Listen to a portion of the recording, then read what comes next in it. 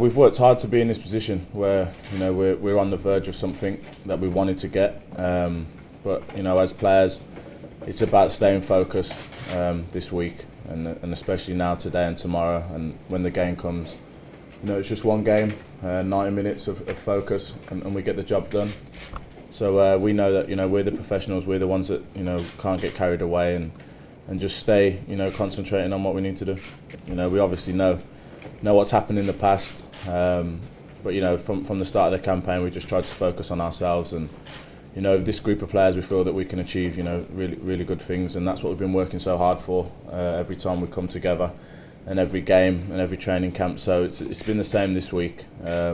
We knew that we had 2 games that we wanted to win at the start of the week. We got through the first one and got the result we wanted, and now we know it's down to this last one.